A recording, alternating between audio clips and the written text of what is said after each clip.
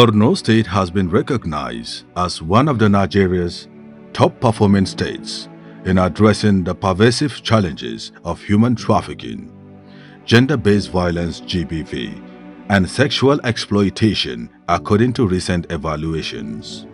The milestone was underscored during a high-level review meeting of Borno State Task Force on Trafficking in Person (ATIPTF) held at the Ministry of Justice Conference Hall in Mechikere. The ATIPTF was created to tackle the intersection of human trafficking, GBV, and exploitation exacerbated by the region's protracted conflict and mass displacement, comprising representatives from the international organizations, security agencies, civil society groups, and relevant government bodies. The task force adopts a multidisciplinary approach to safeguard vulnerable populations, particularly women and children. During the meeting, Barrister Abubakar reaffirmed the state government's unwavering commitment to eradicating these social vices. It was brilliantly done. A lot of issues were discussed, and I must commend all the partners and members of this task force for the good work that it has been doing. And this shows our commitment collectively to uphold justice, to protect the vulnerables in our communities, and also to keep putting in measures and strategizing to see how we continue to curtail the menace that is happening in our community. It is quite unfortunate, like recently you see a lot of videos popping up. Just yesterday, I saw a video that popped up of people that were arrested. You know, people came all the way, take young boys, very young child, and was somehow along the line apprehended by security agencies. So that to tell you that this calls for more strategies and measures to prevent this menace in our community. And I would like to emphasize that I appreciate your presence here today as we gather to review our progress, discuss ongoing initiatives. And I must give it to our zonal commandant. I always say to him, and anytime I want to say this to him, I say, please, with all sense of modesty. It's not because I want to laud or praise him, but in all honesty, everyone here will attest to how proactive he is. The present administration prioritizes the protection of human dignity and justice for all, highlighting the task force role in coordinating policy implementation, victim support, and public awareness campaigns. We have a very proactive task force here. We just had the National Consultative Forum meeting held in Abuja just last month, and it will interest you to know that Borno State is performing wonderfully well. In fact, we are ahead of a lot of staffs, and this credit goes to the zonal commandant here for his proactive measures and his proactiveness generally, you know, and then with the members of the task force committee coming together to liaise, sensitize on emerging issues. And I mean, we are recording successes. We are supporting them in all aspects. The NAPTIP, under the NAPTIP Act, has the prosecutorial power. We do not have it because we haven't domesticated the NAPTIP Act yet. So whenever we have a cases on trafficking, or usually trafficking happens to exploit either children or young adults in child labor, sexual exploitation, and what have you. So whenever we have such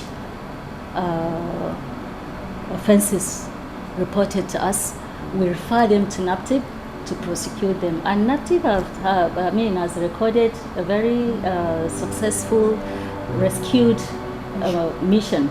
And that is why we are having this collaborative meeting, so that we will strengthen our collaborative efforts toward fighting this menace. The Attorney General commended the Zonal Commandant of the National Agency for the Prohibition of Trafficking in Persons, NAPTIP, Aliu Abubakar, for his agency's relentless effort in investigating trafficking networks and rehabilitating survivors. In response, the NAPTIP Commandant praised the Ministry of Justice's proactive support, noting that streamlined collaboration has enabled faster prosecution of offenders and enhanced victim protection services. The Attorney General's leadership, he added, has been pivotal in mobilizing resources and fostering interagency synergy. Barrister Hawa Abubakar's dedication to advancing women's and children's rights recently earned her national acclaim. The Stand Up for Women Society honored her with a prestigious award in recognition of her transformative policies and advocacy. Moga Kambata, the Society's state chairperson, emphasized that the accolade reflects Attorney General's unparalleled commitment to empowering women, promoting gender equality, and ensuring access to justice for the marginalized.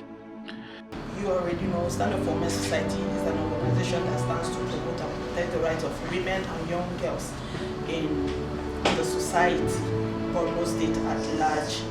And we have SWS in the 36 states of the Federation and 16 other African countries. And one of the stands of SWS is to be able to have state matrons and have branches around the state, and this is one of its brands.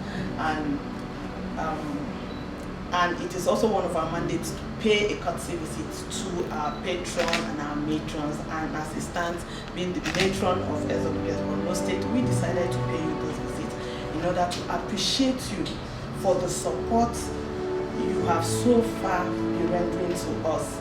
Even though we've never come to see you like this in our number, I've interfaced with you one-on-one, and most of the times I do that. I know you've assured me of your great support, which you've not relented at all. We are here to say thank you, ma'am. We present to you this award of a distinguished leader of our generation, and of how you've been reachable and accommodating and mentoring young women. In her acceptance speech, Barrister Hawa Abubakar appreciated SWS Group for the honor done to her and applauded the contribution of frontline workers, vowing to intensify efforts to combat exploitation. This recognition is a call to action and assured that the ministry will not relent until every individual in Borno live free from fear and abuse. I must commend Barrister Kambasha for her proactiveness, and I think this is an opportunity for me. I know I have congratulated you over the phone, but formally let me say a big congratulations to you, and I know you will lead this society in our state to lead others in other states. I wish you all the best while carrying on the mandate by this position as the chairperson of Stand Up for Women Society. As women, we have quite a lot of things to do to contribute to the well-being of our communities. Every woman is a mother of the nation. No woman, no nation. There are a lot of things. We just finished a meeting with the NAPTIP task force, and we discussed a lot of emerging issues of how our young children are being exploited in different ways. Child labor, sexual exploitation. You know, we can count on and on. I'm glad when you mentioned that this society is keenly to promote the rights of women and children, especially our children. We need to be there for them because they are the future generation. We need to teach them how to be better leaders. We need to educate them on how to be aware of a lot of menace that is coming up in our society so that they will not be vulnerable enough to be victims. As women society, we have a lot of things to do, a lot to do. I'm glad that the commitment is there, the passion for us to fight for ourselves and for our children is there. I want to assure you that it is either now or never. As the Attorney General, and we have the Permanent Secretary as well, a woman, so there is no reason for us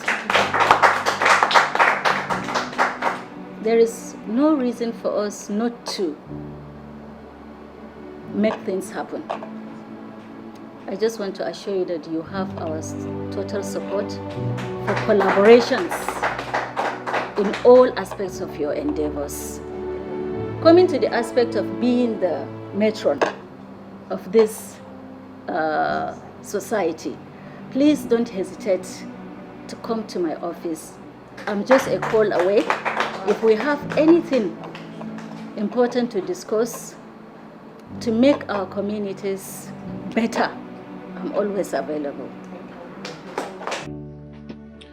The Attorney General also addressed high-profile cases, underscoring the ministry's resolve to hold perpetrators accountable. In one instance, a man was charged for brutally assaulting a young girl who picked mangoes in his backyard. Such acts of cruelty have no place in our society. It's unfortunate. It was a troubling and devastating incident that impacted our community. It is so sad to see a child going through this. There is no child under whatever circumstances or situation that has to go through such kind of, brutal violation. It is unfortunate, and such act of violence is completely unacceptable in our community. We all know how just His Excellency Professor Babagana Umara Zulum is, and we know how keen he is in protecting the rights of citizens, especially the vulnerable ones in our community. And that clearly indicates that this government has zero tolerance for such to thrive in our community. And I must commend our law enforcement agencies for their prompt and proactiveness when this thing happened. He was arrested and appropriate measures were being taken, and we are committed to see that justice is served in this case, because such individuals in our community we must hold them accountable for their actions. And we have already arraigned him in court.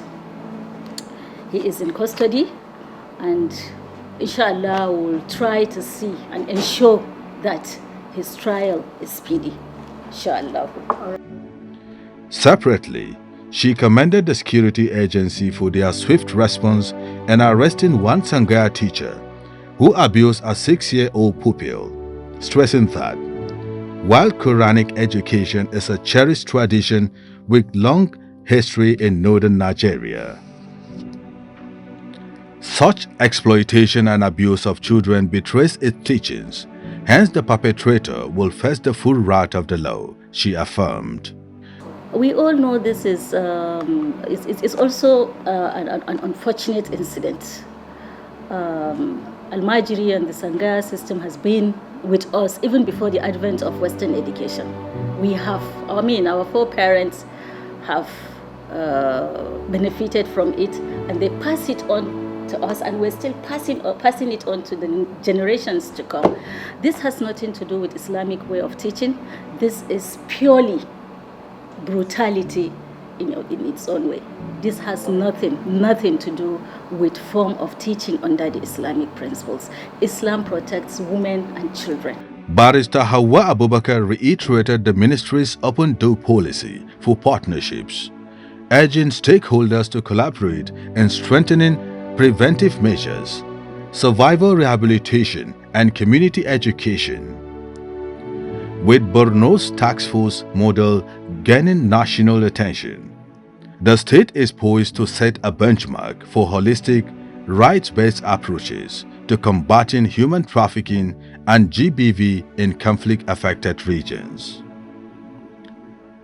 As Borno continues to rebuild from years of insurgency, its stride in justice and human rights protection offer a beacon of hope for sustainable recovery and inclusive governance.